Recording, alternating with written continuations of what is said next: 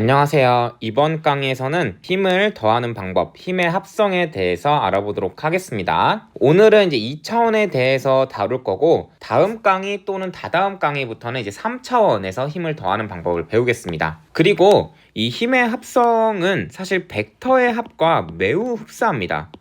거의 그냥 벡터의 합이랑 똑같은 거죠. 그래서 벡터의 합을 모른다면 여러분이 꼭 벡터의 합을 공부를 하고 오셔야 돼요. 추가로 혹시 제2 코사인 법칙과 또는 사인 법칙, 이거를 여러분이 모르신다면 이것도 공부를 해오시는 게 좋습니다. 벡터는 제가 강의를 찍어놨지만 이 두 내용은 아마 나중에 강의를 찍고 지금은 이제 올라와 있진 않는 상태예요. 그래서 이거는 여러분이 네이버 같은데 그냥 공식 치면은 바로 나오거든요. 한 줄짜리 공식들이에요. 그거를 그냥 이렇게 활용하는 거구나, 뭐 쉬운 예제 같은 거 한번 보고 오시면은 상관이 없습니다. 거기까지 됐다 하면은 이제 힘의 합성 나가보도록 할게요. 자, 힘의 합성은 뭘 하다가 나온 개념이냐? 어떤 물체에 이렇게 이제 물체 하나가 있어요. 이 물체에 힘이 작용한다라고 생각해 볼게요. 이런 식으로 5N이 작용해요. 얘를 F1 벡터라고 합시다. 그러면 물체는 일로 움직이겠죠? 왜냐면 제가 힘은 움직임의 원인이라고 했는데 힘이 일로 작용을 했으면 원인이 이쪽이니까 결과인 움직임도 당연히 이쪽이 되겠죠. 여기까지는 생각하기가 쉬워요. 자, 근데 힘이 두 개 작용하면 어떻게 될까요? 얘는 6N이고 F2 벡터라고 해봅시다. 이 상황을 어떻게 처리할지를 몰랐던 겁니다. 힘이 하나면은 그냥 이렇게 하면 되지 라고 생각을 하지만 힘이 두 개면요?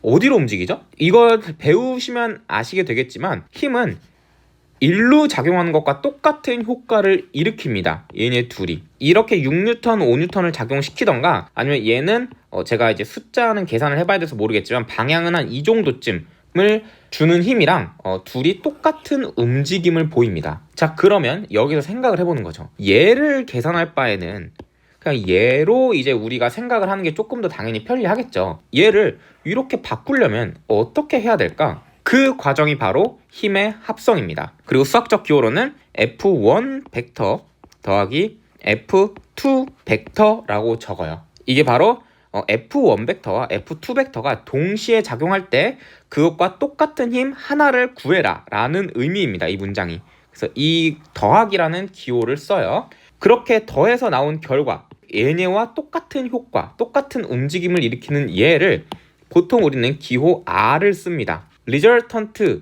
약자고 resultant는 우리 result라고 부르죠. 얘를 이제 결과예요. 결과. 이 두 벡터의 합한 결과라는 의미입니다. 거기서 R을 따와서 이렇게 보통 써요. 얘도 벡터니까 뭐 이렇게 쓸 수도 있고 아니면 뭐 두꺼운 글자 R을 쓸 수도 있습니다. 한국말로는 합력이라고 불러요. 더한 힘이란 얘기죠. 그래서 힘의 합성 단어는 결국 뭐냐? 여러 힘이 주어질 텐데 얘네들을 더해서 합력을 구하는 과정을 말하는 겁니다. 근데 합력은 뭐다? 여러 힘과 같은 움직임을 일으키는 단 하나의 힘이 바로 합력입니다. 한국말로 좀 적어보면은 여러 힘을 하나의 힘으로 바꾸는 과정입니다. 이 과정이 바로 합성의 의미예요. 자, 이 의미는 알고 있는 게 굉장히 중요합니다. 여기서 같은 효과라는 게 바로 움직임입니다. 이거는 그냥 빨간 글씨로 써줘야겠네요. 같은 효과가 바로 움직임입니다. 이거를 구하는 과정이고, 자, 그러면 어떻게 구할 거냐? 그 방법이 이미 우리가 배운 벡터의 합 방법입니다. 얘를 이제 힘의 합, 힘의 합성이라고 부르는데 힘은 벡터이기 때문에 벡터를 더하는 방법과 똑같아요. 자, 벡터 더하는 거 제가 두 가지 있다고 설명을 드렸습니다. 하나는 기하적인 방법이고요. 또 하나는 성분 또는 좌표를 이용하는 방법이에요. 얘가 이제 성분이랑 같습니다. 이번 강의에선 이 둘을 설명을 할 건데 벡터 합에서 거의 다 했기 때문에 좀 간단하게 예제만 좀 풀어보면서 지나갈 거예요. 첫 번째는 힘을 합성하는 방법 중에 기하적인 방법을 이용을 할 겁니다. 자, 기하적인 방법이라는 건 뭐냐? 평행사변형 법칙, 그리고 삼각형 법칙, 그 다음 다각형 법칙을 얘기합니다. 벡터의 합에서 했던 거죠. 세 가지 합성법. 혹시 벡터 문제를 몇 번 풀어보셨다면 얘를 보통 선호를 합니다. 삼각형을. 왜냐면 얘가 제일 간단해요. 얘는 변이 4개고 얘는 뭐 힘이 여러 개 있어야 되고 얘가 변이 3개니까 제일 간단합니다. 자, 그럼 문제를 한번 실제로 어떻게 적용하는지 볼게요. 여기에 이제 물체가 위치를 해 있습니다. 여기 시점 위치에 물체가 있고 지금 작용점이 찍힌 상태죠. 그러면은 요 작용점에 힘이 두 개가 작용하는데 하나는 이렇게 생긴 F1 벡터, 그리고 그 크기는 6N입니다. 그리고 이렇게 생긴 또 하나의 힘 F2 벡터 3N짜리예요. 크기는. 각도는 수평선에서 얘가 10도, 그리고 이 첫 번째 벡터는 40도가 되는 거죠. 그 상태에서 이 두 벡터와 똑같은 효과를 가진 오직 하나의 벡터를 구하고 싶어요. 자, 그거를 수식으로 쓰면은, 자, F1 벡터와 F2 벡터가 동시에 작용했을 때 같은 효과를 가진 하나의 힘을 구해라를 플러스 기호로 나타낸다라고 얘기를 했어요. 이게 어떻게 구하냐? 평행사변형, 삼각형, 다각형인데 저는 삼각형 법칙을 보여드릴 겁니다. 이 둘을 그냥 벡터의 합처럼 구하시면 돼요. 삼각형 법칙, 지금 얘를 여기다 평행 이동시키면 되는 거죠. 파란색으로 이렇게 평행 이동을 시키면 얘가 F2 벡터랑 똑같은 거죠. F2 벡터 그리고 3N이고 삼각형 법칙은 여기를 결국 이으면 되는 겁니다. 그래서 이렇게 하고, 자, 얘 이름이 뭐죠? R 벡터라고 앞에서 얘기한 겁니다. 결과 벡터의 약자. 그러면 얘의 결과는 그럼 R 벡터죠? 자, 근데 답은 R 벡터라고 쓰시면 안 됩니다. R 벡터가 벡터이기 때문에 얘도 똑같이 크기와 방향을 여러분이 적어 주셔야지 온전한 대답이 돼요. 그럼 크기 어떻게 구하냐? 크기. 그리고 방향 어떻게 구할 거냐? 이 둘을 구해가지고 여러분 최종 답안을 작성을 해 주셔야 됩니다. 조금만 위로 올릴까요? 그럼 이거 어떻게 구하냐? 일단 우리가 삼각형 법칙을 이용해서 따온 이 삼각형을 여기다 다시 그려볼게요. 이렇게, 그리고 파란색으로 이렇게, 그리고 빨간색으로 이렇게 되겠죠. 자, 이 상태에서 J 코사인 법칙 또는 사인 법칙을 쓸 겁니다. 자, 실제 적용하는 걸 보여드릴게요. 자, 일단 이 삼각형의 길이를 좀 적어볼게요. 이 길이가 6N이라 그랬으니까 뭐 단위는 신경 써주는 게 좋지만 계산을 위해서 6, 3 이 정도만 적어볼게요. 그 다음 여기는 R의 크기. 자, 그리고 이 각도를 알고 있습니다. 여기 보시면 여기가 30도죠? 근데 지금 이게 평행사변형의 일부일 테니까 평행사변형은 이 30도와 이 각도를 더하면 180도가 나오는 성질이 있습니다. 이건 중학교 내용이에요. 150도, 30도를 더해야 180도니까 이 각도는 150도가 돼야 됩니다. 그럼 이 상태에서 J 코사인 쓰면 어떻게 되죠? J 코사인은 처음이니까 한 번만 언급을 해드리면 A, B, C 이렇게 세타가 있죠? 이때 C의 제곱은 A제곱 더하기 B제곱 빼기 2AB 코사인 세타가 된다라는 게 코사인 법칙이에요. 여기에 있는 이 변의 길이의 제곱은 A제곱 더하기 B제곱을 한 다음에 마이너스 2AB 그 다음 사이각의 코사인 값. 실제로 이제 세타가 90도잖아요. 그럼 코사인 세타는 0이 돼서 이게 사라지겠죠? 그러면은 직각삼각형에서 J 코사인 법칙, 즉 피타고라스 정리랑 똑같은 식이 완성이 되는 겁니다. 그래서 J 코사인 법칙을 써보면은 R제곱은 6의 제곱 플러스 3의 제곱 빼기 36, 2 곱하기 6 곱하기 3을 한 거예요. 그 다음 코사인 150도를 하면 됩니다. 자, 그럼 R은 뭐가 나오냐? 8.73N이 나옵니다. 이거 이제 제가 직접 계산을 해와 본 거예요. 여기가 8.73N이라는 거죠. 8.73N. 자, 그럼 방향은 어떻게 구하냐? 방향. R 벡터. 요 벡터의 방향은 제가 수평선과 작용선 사이의 각도인 여기를 구하면 되는 거죠. 자, 근데 요 빨간색과 요 검은색 이 각도를 구할 건데 여기와 여긴 이미 10도라고 구해져 있어요. 그럼 우리는 여기와 여기 사이의 각도를 알파라고 하고 알파만 구해주면 됩니다. 여기를 알파. 그러면 알파 더하기 10이 R과 수평선이 이루는 각도가 되는 거예요.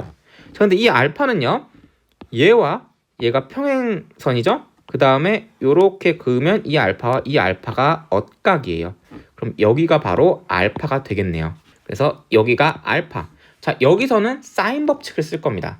사인 알파분의 6은 사인 150도 분의 8.73입니다. 이 길이의 사인 값과 이 마주보는 대변의 길이 비율이 얘고, 이 비율은 나머지 변에도 성립해야죠. 요 값과 마주보는 길이 비율 8.73. 이 공식이 만족을 해야 되고, 그럼 사인 150 뭔지 알고 8.736도 숫자니까 알파 구하면 되죠. 알파는 20도가 나올 겁니다. 알파가 20도가 이렇게 나옵니다. 자, 그럼 답은 최종적으로 어떻게 쓰냐? 이 칸이 부족하니까 여기다가 이제 적을게요. 답은 R 이렇게 적어준 다음에 8.73 크기를 적어주고 그 다음에 방향 표시를 할 때 보통 이렇게 합니다. 이렇게 화살표 그려주고 이 각도가 30도죠. 이제 10도를 더해야 되니까 30도다 이렇게 써주시면은 이게 답안 작성법이 되는 겁니다. 그래서 힘의 합성법을 기하적으로 문제를 풀려면 이 세 가지 방법 중 하나를 써라. 근데 보통 삼각형 법칙을 쓰고 그 다음에 J 코사인과 사인을 쓸 건데 J 코사인은 보통 그 벡터의 크기를 구할 때 사용이 됩니다. 그리고 사인 법칙은 보통 그 벡터의 방향을 구할 때 사용이 돼요. 그래서 이 패턴, 이 한 줄의 패턴을 기억하시면은 이 기하적으로 힘을 합성하는 데는 문제가 없습니다. 다른 방법, 이제 좌표를 이용해서 구하는 건 어떻게 구하냐?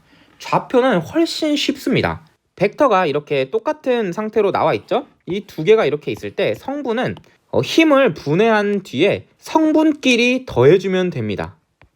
자, 무슨 말인지 한번 해볼게요. 자, F1 벡터가 여기에 있어요. F1 벡터. 요 그림이죠? 앞에와 그림은 똑같아요. 자, 이 F1 벡터는 성분으로 어떻게 나타내나요?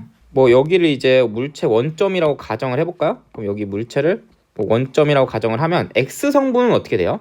X 성분은요 6 코사인 40도가 됩니다. 그건 왜요? 요 길이가 6N이라고 했죠? 거기에 이제 X 성분, 수선의 발을 이렇게 내려서 요 X 성분을 구할 거면은 여기 사이값이 10도, 30도 더한 40도입니다. 그럼 6 코사인 40 이거 굉장히 간단한 삼각함수입니다. 그리고 Y 값도 6 사인 40이 되겠네요. 저 벡터 성분이랑 아주 흡사합니다. 똑같죠? 자, F2 벡터는요.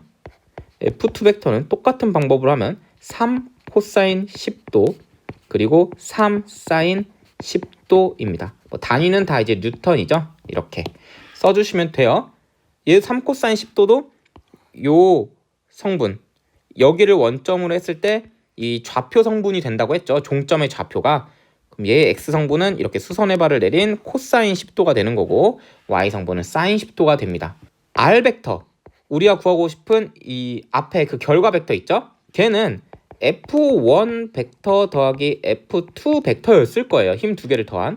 자, 근데 얘 어떻게 더했죠? 성분끼리 더하면은 얘 따로 더하고 그러면 6 코사인 40도 플러스 3 코사인 10도.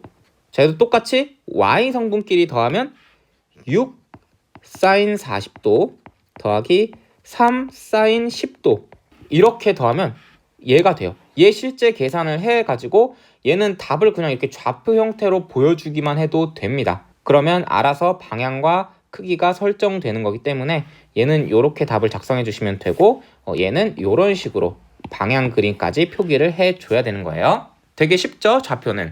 이것도 이 설명도 좀 알고 있으면 도움이 됩니다. 힘을 분해해요. 이게 지금 분해하는 과정이고 같은 성분끼리 더하라는 거는 X 성분끼리 이렇게 더하고 Y 성분끼리 이렇게 더하고 이게 혹시 막히신다면은 아마도 요 F1과 F2를 구하는 과정이 약간 어색할 수가 있습니다. 좀 많이 안 해보신 분들은. 근데 이거는 좀 하다 보면은 바로바로 익혀져요, 몸에. 수선의 발을 찍으면 여기 코사인 값을 곱해서 성분을 내면 된다라는 거. 그럼 이번 강의에서 배운 걸 잠깐 요약을 해보면 제가 형광펜으로 다 한 줄씩 쳐놨죠?